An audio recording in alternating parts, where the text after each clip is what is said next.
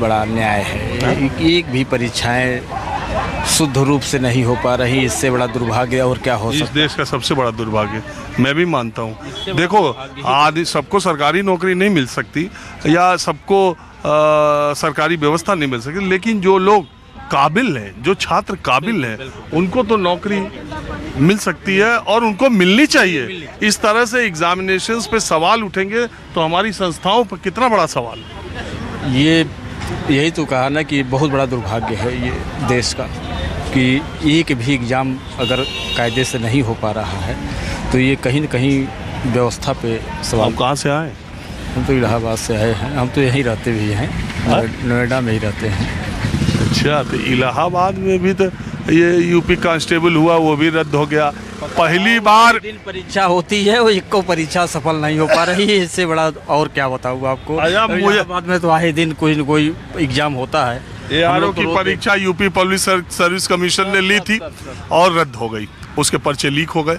उसके बाद इलेक्शन से पहले 3 परीक्षाएं, जहाँ तक मुझे मालूम है, हो सकता है 2 ही हो, लेकिन 3 परीक्षाएं इलेक्शन से पहले यूपी पब्लिक सर्विस कमीशन कराने वाला था।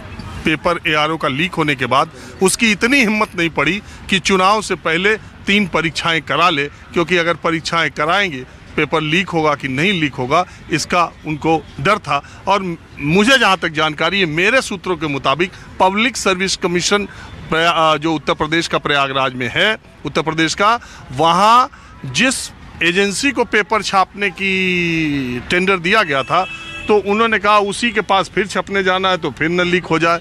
तो देश में ये पब्लिक सर्विस कमीशन, लोक सेवा आयोग संवैधानिक संस्था है। संविधान में इसका जिक्र है कि सरकारी नौकरियों के लिए ये इस आयोग के जरिए लोग आएंगे, और आयोग की परीक्षा ही रद्द हो जा रही है, कांस्टेबल की परीक्षा रद्द हो जा रही है, और परीक्षा लीक हो जा रही है, डॉक्टर की परीक्षा लीक हो जा रही है। अब आप समझिए कि ये स्पेशलाइज्ड फील्ड है।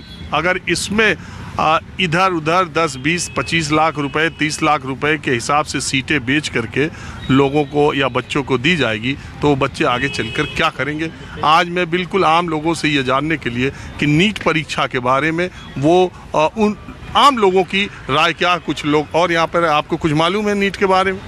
नहीं सर, मुझे नीट के बारे में कुछ नहीं मालूम है, लेकिन मुझे लेकिन इतना पता है कि यहाँ पर जिस हिसाब से जो पॉलिटिशियन चल रहे हैं, उसके हिसाब से बच्चे नीट क्या कोई भी एग्ज़ाम नहीं दे पा रहे हैं।